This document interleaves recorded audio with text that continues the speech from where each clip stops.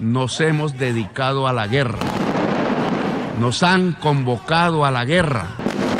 A la Latinoamérica la han llamado para entregar máquinas de guerra, hombres para ir a los campos de combate. Se olvidaron que a nuestros países los invadieron varias veces, los mismos que hoy hablan de luchar contra invasiones. Se olvidaron que por petróleo invadieron a Irak, a Siria, a Libia. Se olvidaron que las mismas razones que se expresan para defender a Zelensky son las mismas razones con las que se debería defender a Palestina. Propongo que Naciones Unidas auspicie cuanto antes 2 conferencias de paz, la una sobre Ucrania, la otra sobre Palestina. No porque no haya otras guerras en el mundo como en mi país, sino porque enseñarían a hacer la paz en todas las regiones del planeta, porque ambas y solo ambas acabarían la hipocresía como práctica política. Una semana más, el mundo sigue muy pendiente de Oriente Próximo. Son momentos cruciales para israelíes y palestinos. Los ataques del ejército de Israel, cada vez más sangrientos, más inexplicables, continúan matando a la población civil encerrada en la Franja de Gaza, y los números no dejan de crecer. Uno de los bombardeos más dramáticos se produjo el martes por la noche contra el Hospital Bautista en el centro de Gaza. Los asesinados entre personal sanitario, pacientes y niños superan los 500. Un hospital reducido a escombros en un segundo, en un solo bombardeo. La crueldad de este ataque puede servir para detener la limpieza étnica de Netanyahu. Crímenes de guerra que son absurdamente atribuidos a los palestinos por parte de Israel y de la mayoría de medios de comunicación, como vamos a ver en el programa de hoy. Crímenes de guerra que cuentan con el descarado apoyo o el silencio atronador de la mayoría de los líderes políticos del mundo. Aunque ojo, porque existen excepciones que pueden convertirse en la palanca que nos lleve a todos a tomar el camino de la paz. La voz que hemos escuchado al principio es la de Gustavo Petro, el presidente de Colombia. Hasta ahora uno de los pocos líderes que se ha atrevido a denunciar el terrorismo con el que actúa el gobierno de Israel. Si hay que suspender relaciones exteriores con Israel, las suspendemos. No apoyamos genocidios.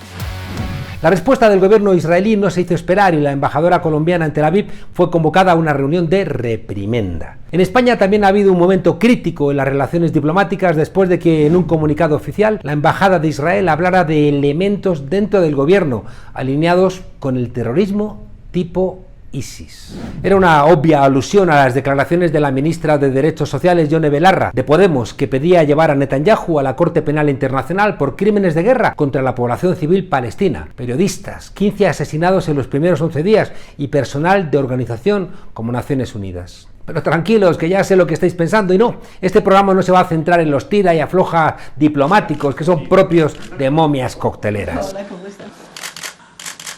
En este programa vamos a hablar de poder, de cómo Israel y sus aliados están presionando para callar las voces críticas y no perder el apoyo de la opinión pública internacional, mientras su limpieza étnica, su genocidio a fuego lento, continúa contra los palestinos. Y atentos, porque los métodos que utilizan son todo menos democráticos, todo porque Israel y Colombia fueron, sobre todo ya ayer, el escaparate de la hegemonía norteamericana. Pero antes de empezar queremos agradeceros los comentarios y el apoyo a los programas anteriores, que son lo que nos permiten seguir haciendo periodismo y análisis en un mundo donde la verdad está desapareciendo, y por supuesto frente a las presiones que hemos recibido por decir la verdad. Un like, una suscripción o simplemente compartir este vídeo ayudará a despertar muchas conciencias para intentar acabar con esta guerra lo antes posible. Los de abajo, o nos movilizamos y obligamos a los de arriba a parar los pies a Netanyahu, o seremos tarde o temprano víctimas. De hecho, nuestra primera sección de hoy surge a raíz de los comentarios que nos escribisteis. ¿Por qué ha sido precisamente el presidente de Colombia el más contundente a la hora de plantarse frente a esta masacre? ¿Tiene algo que ver con que los asesinatos de los falsos positivos que asolaron Colombia bajo el presidente Uribe están todavía presentes? ¿Qué consecuencias puede tener la denuncia de Petro contra los crímenes del gobierno ultraderechista de Netanyahu? No olvidemos que el objetivo militar de Israel, al menos el oficial, es eliminar a todos los militantes de Hamás, cueste lo que cueste. Así justifica la limpieza étnica que estamos viendo, y mientras tanto continúan dando muerte a ese millón de niños y niñas inocentes refugiados en Gaza desde su nacimiento. ¿Pero se puede parar? La masacre del hospital se ha convertido quizá en un punto de inflexión. ¿Han ido demasiado lejos? ¿Es posible que la opinión pública detenga esta matanza? ¿Qué está haciendo la comunidad internacional ante los crímenes de guerra? Es más, ¿puede Israel perder la guerra y fracasar en sus objetivos? Quizá han puesto su maquinaria de propaganda en marcha para eso. Si queréis conocer todas las claves y la última hora, no os mováis. Empezamos aquí, en La Frontera.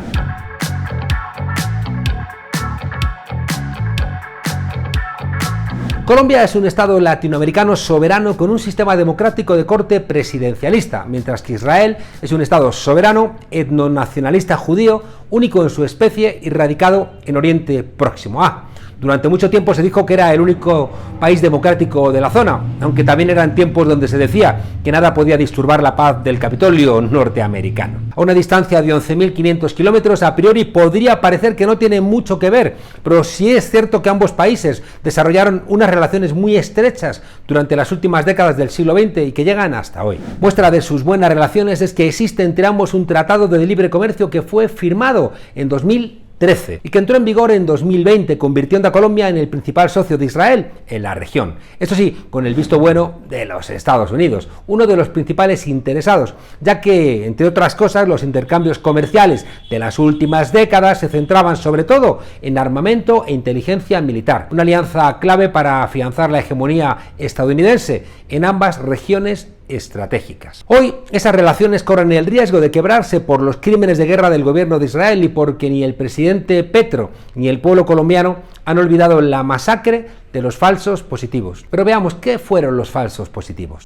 No tiene nada que ver con el dopaje de deportistas y tampoco con las pruebas erróneas del COVID. Los falsos positivos son una cosa mucho más macabra, son terrorismo de Estado en Colombia, patrocinado por los gobiernos de derecha, por Israel y por los Estados Unidos. Falsos positivos es el nombre con el que la prensa de Colombia denominó el asesinato de civiles, de personas normales como ustedes, como yo, como los palestinos, a manos de militares del ejército de Colombia y a los que hacían pasar como bajas terroristas en combate, en zonas rurales principalmente y otras donde estaba desplegado el ejército. ¿Con qué objetivo? Pues inflar las estadísticas, recibir reconocimientos y cobrar recompensas. Neoliberalismo en estado puro. La vida como una mercancía, una constante que se repitió durante más de 30 años y que fomentó la presidencia criminal de Álvaro Uribe. El entonces presidente de Venezuela, Hugo Chávez, con buen ojo, ya advirtió que la hermana Colombia se estaba convirtiendo en la Israel de América Latina. Mientras tanto, Estados Unidos seguía haciéndose fuerte, desplegando bases militares en Colombia hasta llegar a 9. ¿En qué tiene que ver el terrorismo del Estado de Colombia, los falsos positivos, con el terrorismo del Estado de Israel? Pues estad atentos porque en este tuit de Petro tenemos la clave.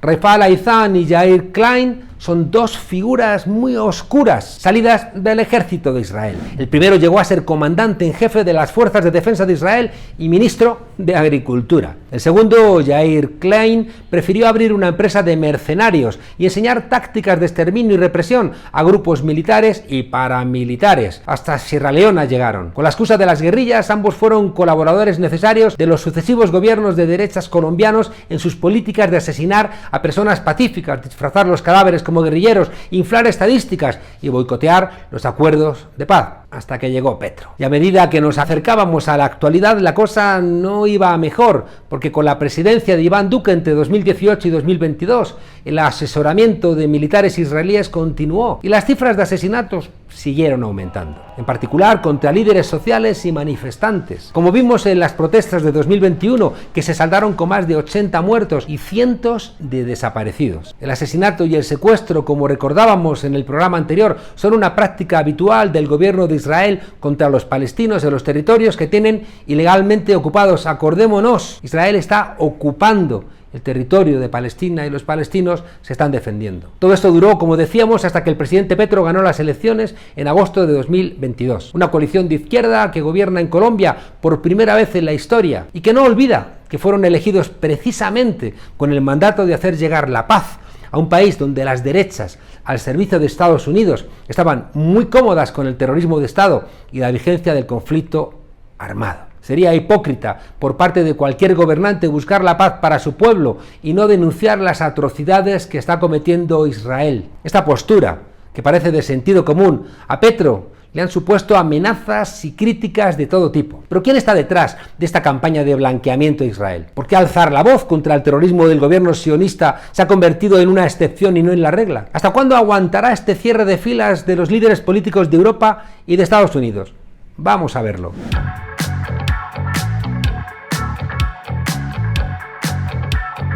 Como decíamos, el martes un misil impactó contra un hospital matando a cientos de personas, muchos de ellos niños refugiados en sus instalaciones, muchas mujeres. Como sucede en la guerra, rápidamente los sistemas de propaganda del invasor organizado se activaron. Hubo destacadas voces sionistas que reivindicaron el ataque por redes sociales. Por ejemplo, a Hania Naftali, que reconoció la autoría de Israel y la celebró como portavoz oficioso, afirmando que dentro del hospital es que había una base terrorista, pero después de unos minutos lo borró y culpó a Hamás.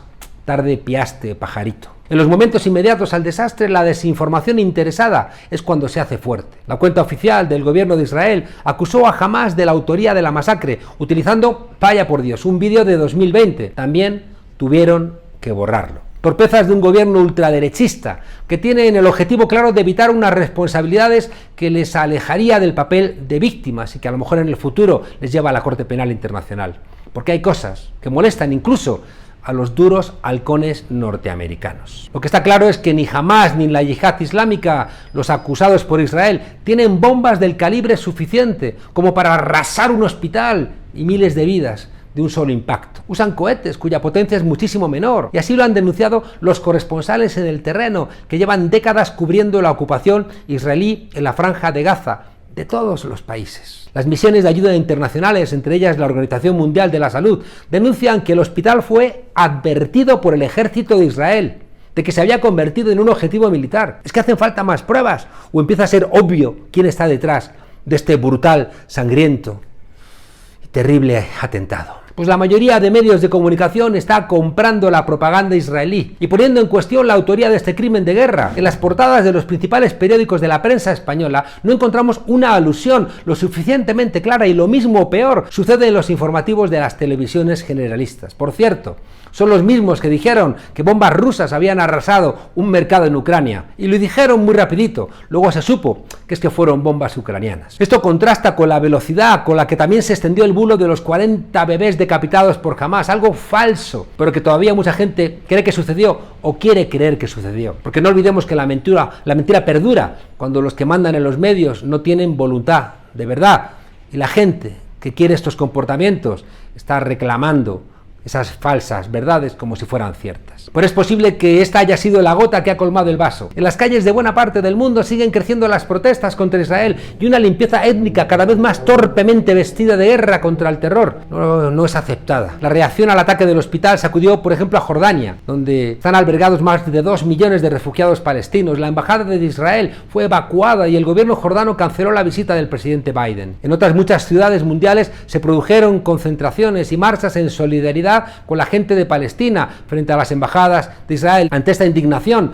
las tácticas represivas de los sionistas se recrudecen. Además de la desinformación constante en Estados Unidos, por ejemplo, están señalando con nombres y apellidos y persiguiendo a estudiantes de la Universidad de Harvard, por ejemplo, y de otras muchas universidades que forman parte de asociaciones palestinas o que se han manifestado en favor del pueblo palestino. Otra vez McCarthy en los Estados Unidos en el siglo XXI. En todo caso, parece que las voces críticas comprometidas con los derechos humanos siguen creciendo, y eso es una buena noticia para la paz. Aunque todavía hay demasiada gente que ve el gobierno ultraderechista de Israel como la víctima y no como un heraldo de la muerte desde hace más de medio siglo. Y en esto, además de los medios, los gobiernos occidentales están teniendo mucho que ver.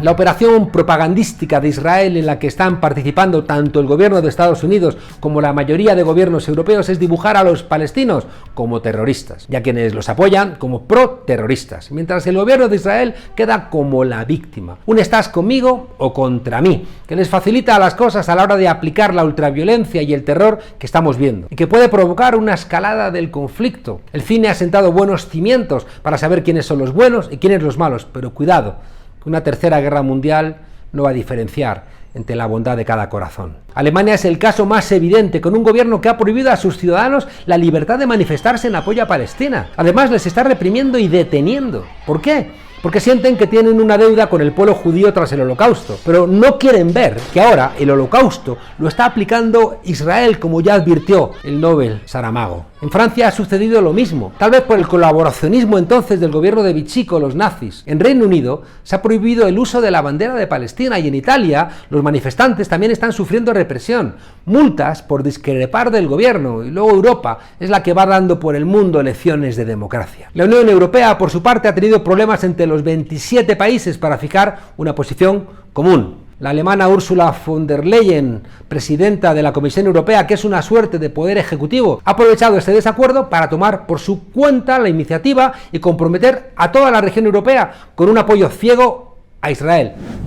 Europe stands with Israel. And Israel has the right to defend itself. In fact, it has the duty to defend its people. O también la Unión Europea ha impedido a un, por ejemplo, eurodiputado español hablar con el pañuelo palestino sobre sus hombros. No sé por qué aquí se acaba de reivindicar que se pueda llevar la kipa, que se pueda llevar cualquier símbolo religioso y cultural, y a mí me acaban de impedir salir con la kufiyya, que es un símbolo cultural palestino. No estoy haciendo propaganda, no llevo una bandera de nada, pero desde aquí, de este Parlamento, se me ha impedido salir con la kufiyya. Y me parece que no hay ningún motivo, no hay ninguna norma, creo que es un atropello que no se me permita venir con la kufiyya. Pero ¿podrán los proisraelíes aguantar esta postura ante las imágenes de la brutalidad del ejército israelí contra un pueblo bombardeado y asediado y ocupado, con millones de personas que llevan días sin agua, sin luz, con demasiadas imágenes de niños asesinados por las bombas israelíes? El jefe de la diplomacia europea, Borrell, que al principio también cerró filas con Israel, debía ser también parte del jardín, ha tenido que ir poco a poco suavizando su postura. Israel tiene derecho a la defensa, pero deben respetar las leyes humanitarias.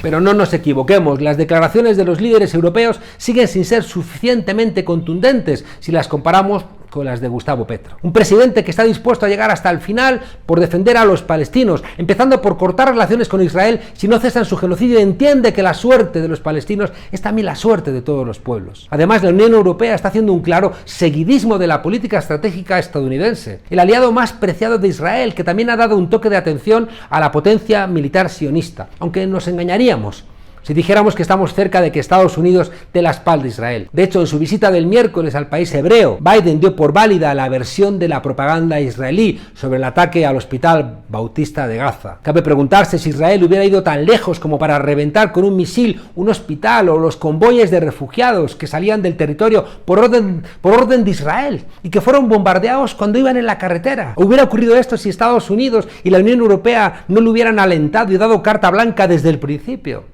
Yo lo tengo claro, pero por favor, escribid vuestros comentarios abajo. La violencia solo engendra violencia, allí pero también en Europa. En Bélgica ha habido un atentado de un lobo solitario yihadista que ha matado a 2 personas. En Estados Unidos ha habido un atentado de un ultraderechista que ha asesinado a un niño de familia palestina. En Francia las alertas de bomba se han vuelto una rutina macabra. La extrema derecha está encantada. Hay que asesinar extrajudicialmente, dicen, a quien tenga aspecto de terrorista. Lo ha dicho un diputado español como Santiago Abascal. Hay que vigilar a los que no lo parezcan, aunque seas blanco y oficial del ejército, pero cuidado que incluso así pueden estar contaminados. Te lo han dicho ya las series de televisión. La muerte solo trae más muerte y la injusticia solo trae más injusticia. Lo vimos con las invasiones de Irak, de Afganistán o de Libia. La historia no se repite, pero rima, están incendiando otra vez Oriente Medio. Israel, bajo la derecha, es la pieza geopolítica de Estados Unidos en Oriente Medio, igual que Colombia lo era para América Latina. Porque comparten el modelo: racismo, colonialismo, violencia extrajudicial, un ejército impune, neoliberalismo, odio a la izquierda. Son el espejo del modelo, como ayer lo fue la Sudáfrica del apartheid. Por eso defiende la extrema derecha a Netanyahu, y por eso esa misma extrema derecha, llena de odio, odia a Gustavo Petro. Es el momento de la diplomacia, es el momento de buscar la paz en órganos como el Consejo de Seguridad de Naciones Unidas, y los vetos no ayudan. Se deben escuchar voces como la de Petro, pero si no llegan, deberán ser las nuestras las que rompan un silencio cómplice, las que exijan y obliguen a Israel a un alto el fuego que detenga esta masacre, y que animen a ministros y ministras valientes, como hizo Yone Belarra, a denunciar el genocidio que Israel está llevando a cabo sobre el suelo ya tan golpeado de Palestina.